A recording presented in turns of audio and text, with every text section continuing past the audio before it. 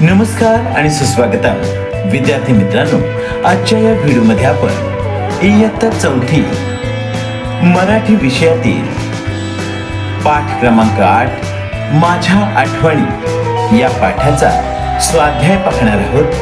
प्रश्न व त्यांची उत्तरे जाणून घेणार आहोत.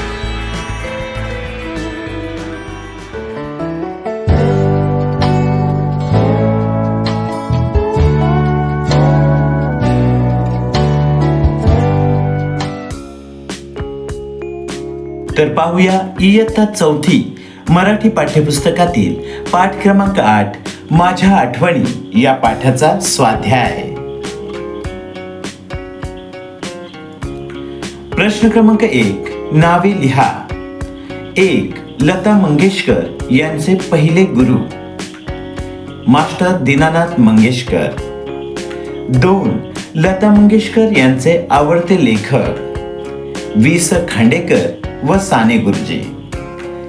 3 कोल्हापूर येथील लता मंगेशकर यांची शेजारी बाबूराव पेंटर. प्रश्न क्रमांक 2 का ते सांगा. 1 लता मंगेशकर यांचे शालेय शिक्षण झाले नाही कारण. उत्तर लता मंगेशकर यांचे शालेय शिक्षण झाले नाही कारण त्यांच्या वडिलांचे अकाली निधन झाले.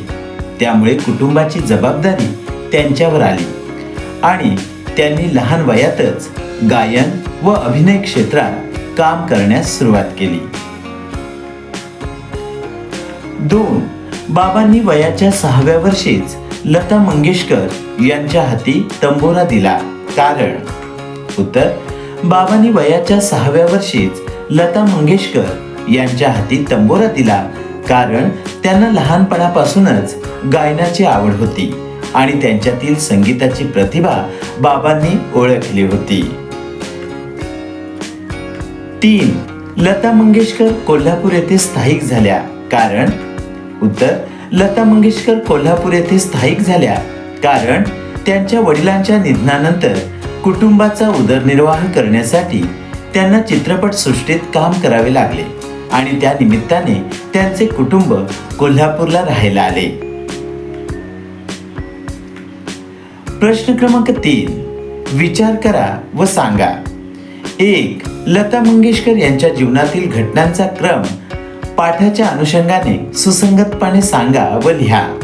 उत्तर 1 लता मंगेशकर यांचा जन्म 28 सप्टेंबर 1929 रोजी इंदूर येथे झाला. 2 वयाच्या 6व्या वर्षी त्यांच्या वडिलांनी त्यांच्या हाती तंबोरा दिला आणि संगीताचे शिक्षण सुरू केले. 3 वडिलांच्या अकाली निधनामुळे त्यांचे शालेय शिक्षण पूर्ण होऊ शकले नाही. 4 कुटुंबाच्या उदरनिर्वाहासाठी त्या कोल्हापूर येथे स्थायिक झाल्या. 5 त्यांनी मराठी व हिंदी चित्रपटात गायन करून मोठे यश मिळवले. 2 परिस्थितीमुळे मी शिकले नाही पण तुम्ही शिका असे लता मंगेशकर आपल्या भावंडांना का म्हणत. उत्तर परिस्थितीमुळे मला शालेय शिक्षण घेता आले नाही त्यामुळे माझ्या भावंडांनी मात्र चांगले शिक्षण घ्यावे, मोठे व्हावे आणि आयुष्यात यशस्वी व्हावे अशी लता मंगेशकर यांची मनापासून इच्छा होती. म्हणून त्या आपल्या भावंडांना मी शिकले नाही पण तुम्ही शिका असे म्हणत. 3 आवडीच्या क्षेत्रात यश मिळवण्यासाठी काय करायला हवे. उत्तर आवडीच्या क्षेत्रात यश मिळवण्यासाठी कठोर परिश्रम, नियमित सराव आणि चिकाटी आवश्यक असते. आपल्या ध्येयावर लक्ष केंद्रित करून सातत्याने प्रयत्न करावेत, मोठ्यांचे मार्गदर्शन घ्यावे आणि आत्मविश्वास ठेवावा. अपयश आले तरी खचून न जाता पुन्हा प्रयत्न करावेत. अशा प्रकारे मेहनत आणि जिद्दीच्या जोरावर आवडीच्या क्षेत्रात नक्की यश मिळते. 4 लता मंगेशकर यांचे जीवन तुम्हाला कसे प्रेरणादायी वाटते याविषयी चर्चा करा. उत्तर लता मंगेशकर यांचे जीवन मला खूप प्रेरणादायी वाटते. त्यांनी अनेक अडचणींवर मात करून गायन क्षेत्रात मोठे यश मिळवले. परिस्थिती कठीण असतानाही त्यांनी मेहनत, जिद्द आणि चिकाटी सोडली नाही. त्यांनी आपल्या कुटुंबाची जबाबदारी समर्थपणे सांभाळली आणि जगभर भारताचे नाव उज्ज्वल केले. त्यांच्या जीवनातून आपल्याला कठोर परिश्रम, आत्मविश्वास आणि ध्येयाप्रती निष्ठा ठेवण्याची प्रेरणा मिळते.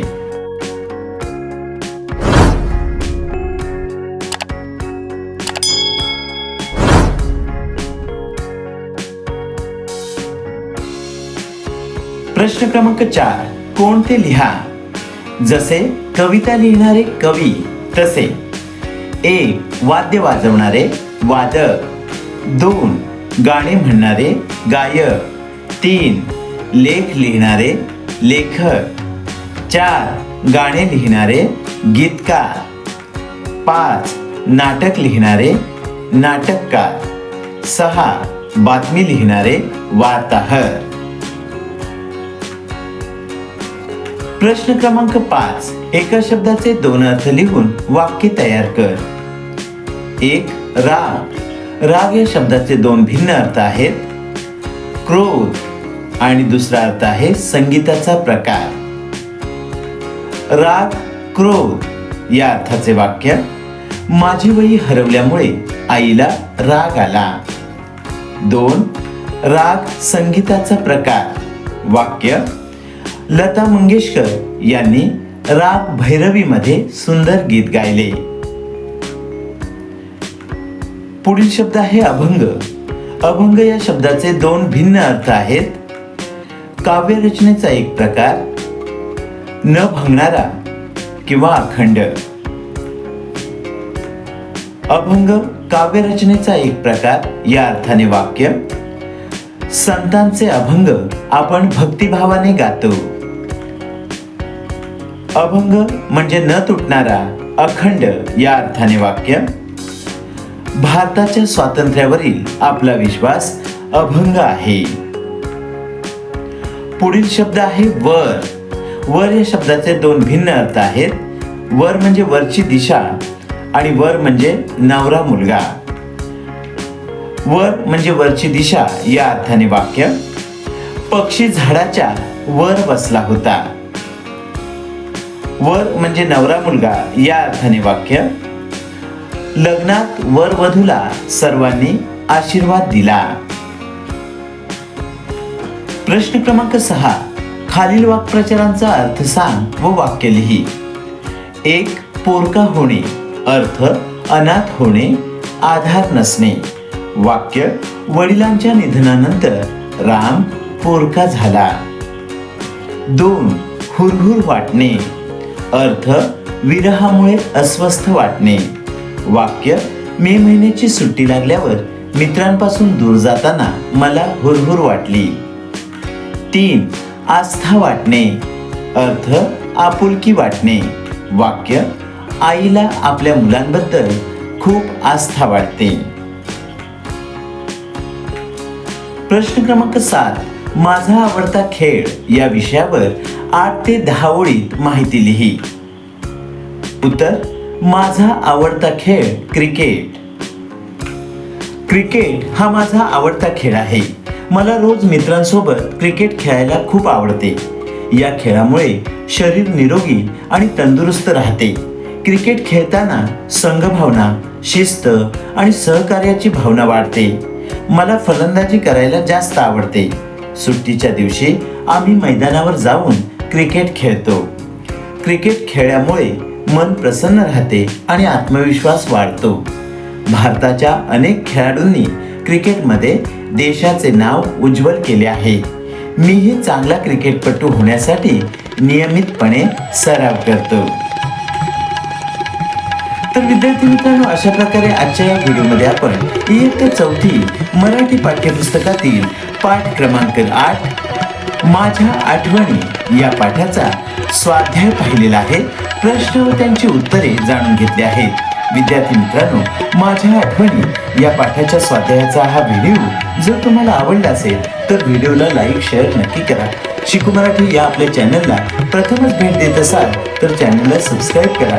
शिकू मराठी चॅनलचे असेच नवनवीन शैक्षणिक व्हिडिओ तुमच्यापर्यंत सर्वात आधी पोहोचण्यासाठी नोटिफिकेशन बेल ऑल वर क्लिक करा. विद्यार्थी मित्रांनो, माझ्या आठवणी या स्वाध्यायाचा व्हिडिओ तुम्ही पूर्ण पाहिला त्याबद्दल धन्यवाद.